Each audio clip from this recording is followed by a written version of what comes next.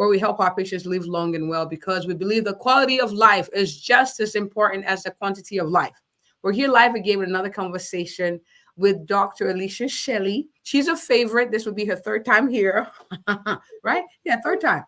And we're going to talk about how to exercise for life. How to exercise for life. If you're watching live, hashtag live. You're watching replay, hashtag replay. And of course, please go ahead and invite guests so they can join us on this important discussion. Dr. Alicia Shelley, thank you so much for coming. I appreciate you for being a repeat guest.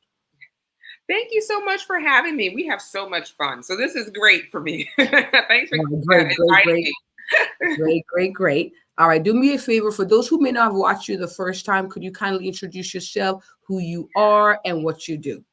Yes. So, welcome. Hello, everyone. We haven't met.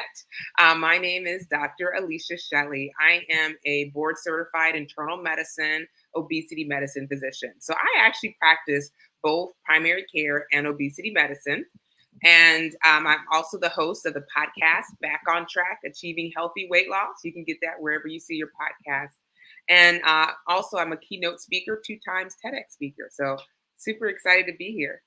And she's been on TV and everything. She's a big deal. So this is big. All right, Doc. Why do you do what you do? Like I know you're a physician, but you've kind of veered into even your podcast.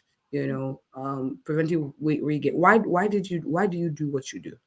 So initially I started the podcast is because like probably a majority of Americans, I've struggled with my weight. Like since a childhood, I'd go up, go down, go up, go down.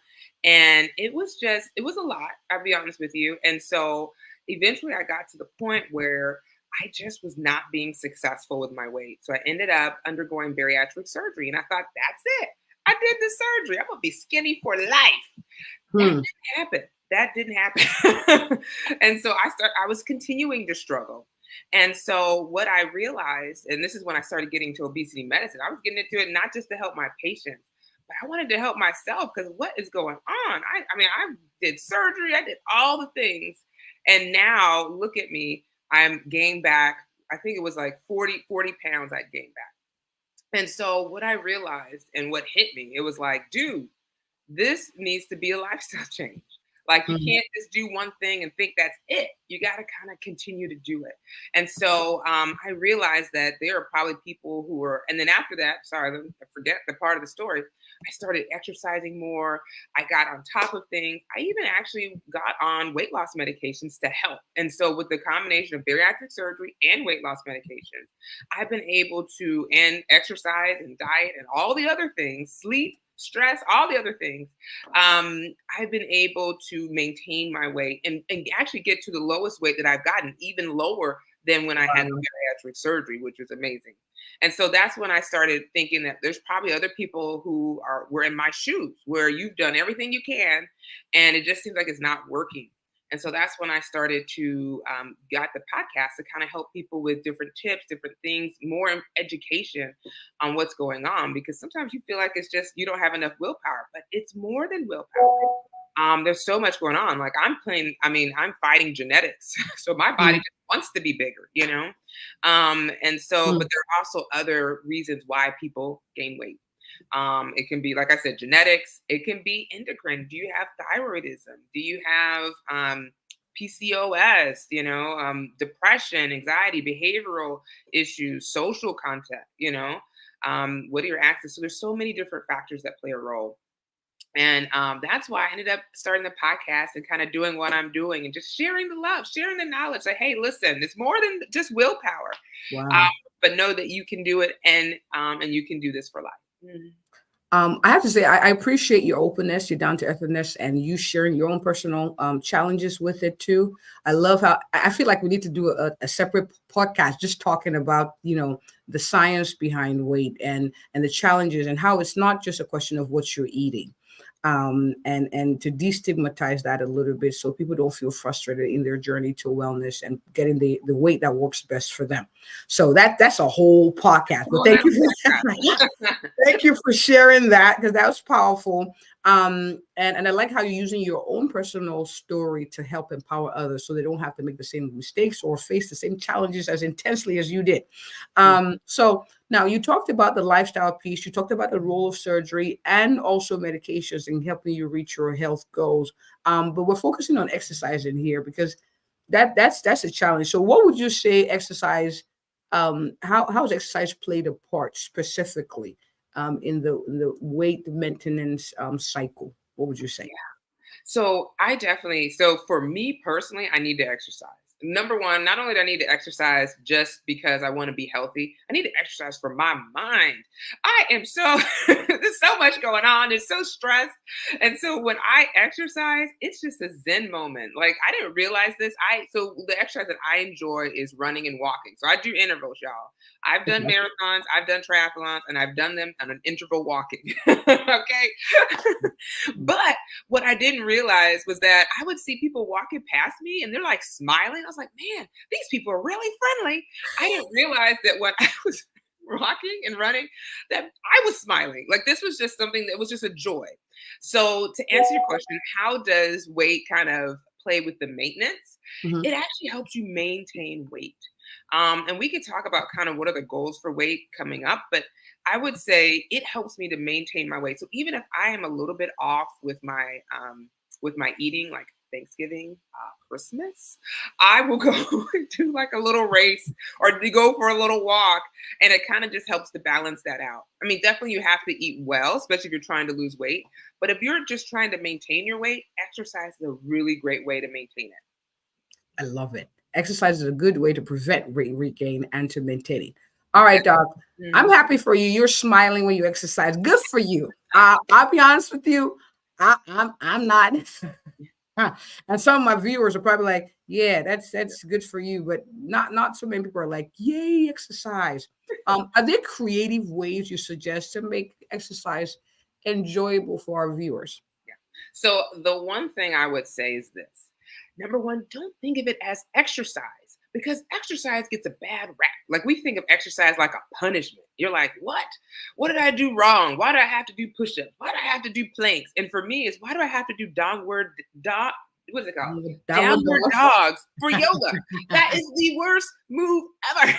And they keep going back to it because I just have tight calves. So it's always like, can we get out of this move? Anyway, but number one, think of it differently. Think of it as more physical activity. Think of it as a way for you to enjoy time with family. So, creative ways how you can make it fun is number one, try something different. You know, you don't have to do the whole go to the gym, you don't have to go for a walk. But what you can do is you can maybe able to do don't think too much, but it's too spicy. But what about pole dancing classes? Or what about, we're gonna go to the playground, my kids are gonna go and play, and I'm gonna play tag with them. So Mm, finding ways how you can kind mm. of get it in without it necessarily being more of a chore or more of boredom. The other thing I would say is incorporate other people with you. Have accountability partner. Now I'll be honest with you. Now, like I said, my thing is running, but there are many times when I don't want to run. Like I just don't. I prefer to sit on my couch, rub my dog, and enjoy television. But if a good friend is like, "Hey, Alicia, are you going to this race, this 5K?" I'd be like, "Am I? Yes, because you're going. I'm gonna go." So and incorporate somebody else too. One of my patients during the pandemic, this was actually just key. What how they got together. She got a group of her friends and family together on Zoom. And Yeah. for like between the hours of 5 and 6, they would come on and do some type of exercise in their house. In the And morning? PM after work. Okay. Some people are early risers, but for everyone else, try after work. But they were able to kind of go together and they kind of met up to with each other. So not only are they sitting there walking in place or doing whatever activity it is, they're sitting there having conversations. They're sitting there talking. They're like saying, hey, they're debriefing on the day. They're like, hey, girl, what happened to you? Oh, I don't know. Da, da, da, da. I Wow. can't believe this person said that. And so you're number one, it's a stress reliever, but then number two, you're kind of still getting the moves in. Third thing, have realistic goals, because sometimes we put a lot of pressure on us. We remember when we were 20 and we were footloose and fancy free, we had no obligations. So we could spend like 2 hours at the gym. I'm going to go and I'm going to run a whole hour. We are so busy, right? I'm like, listen, I have to have a whole mindset. I'm like, man, I'm tired. I want to go to bed. But if you get in at least 10 minutes, that still counts. So I sometimes, love it. sometimes what I'll do, I was like, man, it's a busy day, but I'm gonna get in 10 minutes. And so I do have, and then you don't even have to have like a treadmill or a Peloton or any of these things. You can just walk up and down your stairs or walk around in your house for 10 minutes. Put some music on, do some That's right. shimmy, do some dancing, and then before you know it, 10 minutes is up. That's right. So have realistic goals. If you're busy, your family's busy, you got like obligations, you got work, all this kind of stuff, maybe 10 minutes is what you need. And then on the weekend, you could do something longer. But the goal is to have realistic goals with where you are. And then the last thing, I'm sorry, I know you asked me like one thing and I gave you like four. I mean, you're good. I love it. Go ahead. But the last thing I want to say is give yourself some grace. We are 40 something. We got stuff to do. And so we may not be as perfect as we think Right. it should be, but Right. at least it's something, right? At least it's something better than nothing. So give yourself some grace. So those are just some kind of ways that you can go and kind of be creative and make it fun. Make it fun. It doesn't have to be going to the gym and pumping iron and looking all like, oh, no. Looking intense and intimidating. Shoot. Oh, come on. Look at, no. You don't have to do all that. Now, if that's your thing, go ahead. But for those of us who are like, yeah, no. But I love how you make it fun. Just something that you creative ways to make it fun. I had a patient tell me about the hula hoop, the electronic hula hoop, where you don't have to actually have the hoop, but it's like it's weighted and you just move the weight around. It is so fun. And I had another patient get me into roller skating. That's how I started at my age. She told me about like it's a good one. I was like, you know what, core work with roller skating was fun. So make it fun. I love it. But Doc, do you have any other like funky ideas as far as getting exercise in? I know you mentioned dancing. Someone's like, I don't dance.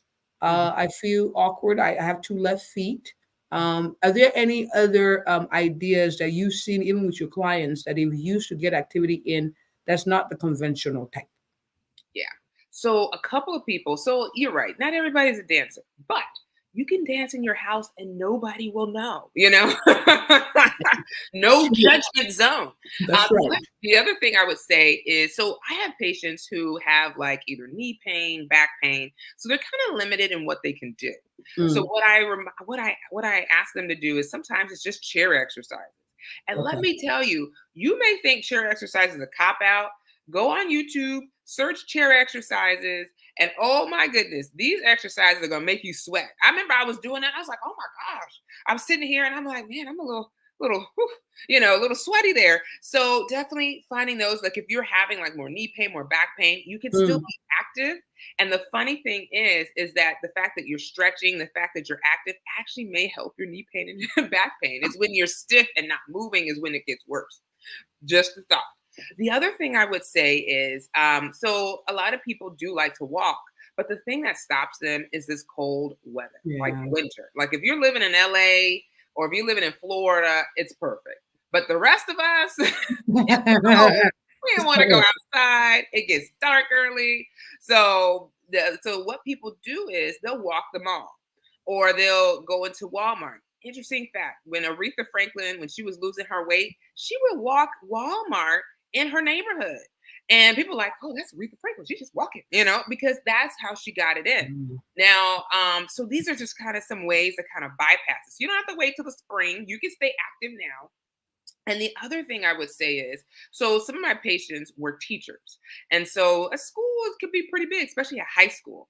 And so what they would do is they would kind of walk around the building. And so initially they started with just maybe half, and then they go back inside. And then they started with the whole. And then before you knew it, they were walking laps like 2 or 3 times after work. and they got it in before they got into their car and went home. And what was inspiring is that they saw just how well they were doing. Like they just started, I mean, they started literally with just one lap around Wow. the school, and then they're like, let's do two, let's do three. And so sometimes it's just trying to find out where you are and to know yourself, right? I know me personally, if I go home after work, we're not leaving. Like I don't know what that is, but we're not. So you may have to like do in 10, 20 minutes before you get to your car and go home because you know you have all this stuff and your mind's going to be distracted. So it's just trying to find ways to kind of put it in. And let's say your kids are like doing soccer, playing basketball, or doing something else, and you have to, take them. And so while they're doing their practice, you could be walking around. You can actually, what they do is they'll get another mom and they'll walk together. So not only are we de-stressing, we are walking and getting exercise in. So those are just some creative ways that you Man, beautiful, yeah. Doc. Beautiful. So it's not no excuse. It's we got to get creative, Yeah. right? So I'm not saying you find an excuse if you're not exercising, but there are ways to make it work for you and not against you. So be encouraged. This is good. All right, my next question. In your experience, what are the most common barriers to exercise, to regular exercise? So not just one-off, regular exercise, and how can they overcome it? How can we overcome it? So the biggest barrier is being consistent. How many of us, myself included, who is like, oh, I'm going to walk 3 days a week, or I'm going to do this 3 days a week, 4 days a week, and that's going to be the goal. And you start off great, like the first day, but then the second day, something came up. The third day, oh my gosh, forgot a meeting. Like it just is not great. And then we're not being consistent. And so, so the consistency, I think, is one of the biggest barriers. Mm. But how do we overcome it? Like we said before, get creative. Like have a plan A. Hey, if I can't walk today because it's raining outside, what's my plan B? Okay, I may just do some yoga stretches, some walking, walking in my house or walking the mall, doing something indoors that still will count, but maybe not the plan A. So have a plan A, have a plan B, and then have a plan C would be what I would say to overcome that consistency. Because the goal is if you scheduled it and you're like, hey, from this time to this time, I'm going to exercise or I'm going to do something, then, then at least you could do something. It just doesn't have to be what plan A is. So first barrier, I would say it's consistency. Barrier number 2, it's just the whole mindset of exercise. It's just the fact that people feel that exercise is a chore. Exercise is boring. Exercise is not fun. So overcoming that mindset is going to be key. And then also sometimes people feel like exercise is going to make me feel bad, feel worse. Mm-hmm. And it, you know what? And I'm not lying to you. If we overdo it, definitely we're going to feel sore. Like that is just normal. Right. But sometimes it's just trying to find, make sure that you're exercising at the level where you're starting. Like having that realistic goal will be one way how to overcome that. Because if you don't walk or don't run at all, it is not realistic to say, hey, I'm going to go run a mile if you haven't done it. You're going to feel you can put yourself up for more injury. So start slow and kind of build your way up. It doesn't have to be the full Monty, like, okay, I gotta go run. Start slow and build your way up. So that's how I would say. So barrier number 2 is mindset. And then I think just kind of like we've been saying, barrier number 3 is just, finding ways to make it fun and that you enjoy it, right? So you know yourself, you know what you like to do. And so finding ways to kind of keep yourself engaged is the other thing. So for me, what I do is I'm very competitive. I mean, I never like won a race or like, they give us a medal for participation. And that's yeah. We don't run to like beat everybody. No. I get joy is when I'm running in a race and I see people where I'm like, okay, I see them ahead of me. Let's get ahead of them. And then I pass them and I'm like, yes. Oh, but I don't tell that to them. I'm like, good job. But in my mind, I'm like, yes. And then I see another person. I'm like, okay, come on, keep going. And I pass them. I'm like, yes. But, so needless to say is find ways to challenge yourself. For me, it's just trying to have different goals. So my goal for the year, so last year, my goal was to do an Ironman. And I did it. And I really almost completed it. Like I literally got to mile 19 on the run. And if it wasn't for a technicality, I would have finished. But anyway, that's a whole nother story. So this year I'm taking a break. So I'm trying to focus on running for a purpose. So I'm trying to focus on different 5Ks around town that actually helps local nonprofits, so that at least not only do I get my exercise in, I'm still running for a purpose and helping them. So that's my goal for this year. We're kind of keeping it easy and just kind of enjoying life. And then maybe next year I'll attempt the Ironman again. And it was so fun watching your journey. You're such an encourager, I got to say. Even just listen to you speak again. It's like having you on the corner, just cheering your clients on. I can see that. So this is awesome. We're going to do this again. We're going to do this again because this is good. This is really good. We have to wrap our minds around the fact that exercise is good for us. We can find creative ways to actually make it fun. We can tie it to something that is meaningful and make us feel purposeful in life. So there are different things we can do to make this, more bang for the buck, okay, when it comes to exercise. So this is awesome. Doc, I have people who are like, man, I like this doctor. What's her podcast again? Where is she? How can I connect with her? I like her vibes. I need her to come on my platform and encourage my world, my sphere of influence, so they can make decisions that help them live long and well. In other words, Doc, where can we find you? You can find me at the Back on Track Achieving Healthy Weight Loss podcast. You can find that wherever you see your podcasts. And feel free to give a comment or whatever. I'm happy. You can also find me on YouTube at Dr. Shelly MD and Instagram and TikTok. She's all over the places, and I'm going to put those links at the bottom. Why is it not letting me do that? Okay. Yes. All right. She's on Twitter. She's on Instagram. She's also on LinkedIn too. I'm all over, like you said. She's all over the place. So I'm going to put those. So there we go. Weekly podcast. So for those of you watching on YouTube. And then I have comments here. Hi, Ms. Joanne. Thank you so much for joining us. We appreciate the stop by. And those of you on Facebook, you get that link as well. And there we have it. So we have it at the bottom of the screen. I really appreciate you all for watching. And thank you, Dr. Shelly, for coming. Again, we're going to do this in a couple of months. I'll send you a link so we can schedule. This was good. All right, that's a wrap, ladies and gentlemen. Thank you for watching. As always, sharing is caring. Forward this, subscribe. Please like our channel. It helps me keep doing this. It helps me know that this is adding value. You can forward this to people. You can tag them in the comments. Let's make the world a healthier place, one video at a time, okay? All right? And that being said, if you or anyone you know is looking for an awesome, a thorough and compassionate family physician in the Mansfield, Texas area or surrounding area, or you know someone who needs one, please share me with them. I am she. Thanks again, Doc. Have a good one, everyone.